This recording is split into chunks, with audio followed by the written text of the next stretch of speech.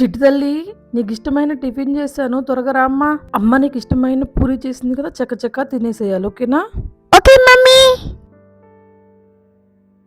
Hello అమ్మా, ఎలా ఉన్నావు? ఏం చేస్తున్నావు? నీ హెల్త్ ఎలా ఉంది? టైంకి టాబ్లెట్లు వేసుకో అమ్మా, జాగ్రత్త. నాకు ఆఫీస్కి టైం అవుతుంది, రెడీ అవ్వాలి. బాయ్. ఏమండి, మీ లంచ్ బాక్స్ రెడీ, ఇదిగోండి. అత్తయ్య, మీ భోజనం ఇక టేబుల్ మీద పెడుతున్నాను, టైంకి తినేయండి. నాకు ఆఫీస్కి టైం అయింది.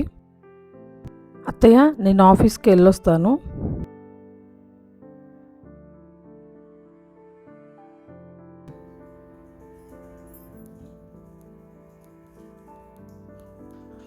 రూపా, మిమ్మల్ని మేనేజర్ పిలుస్తున్నారు. వస్తున్నా. Excuse me ma'am. Rupa, progress ఎంతవరకు వచ్చింది? 90% కంప్లీట్ అయిపోయింది మ్యామ్, డెడ్ లైన్ లోపు కంప్లీట్ అయిపోద్ది.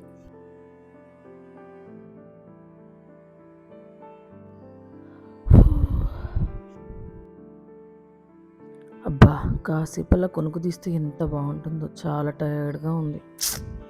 ఇంత చేస్తున్నాను, కానీ వెనక్కి తిరిగి చూసుకుంటే అందులో నేను ఎక్కడ కనిపిస్తున్నాను? ఏంటో ఈ ఉరుకుల పరుగుల జీవితం.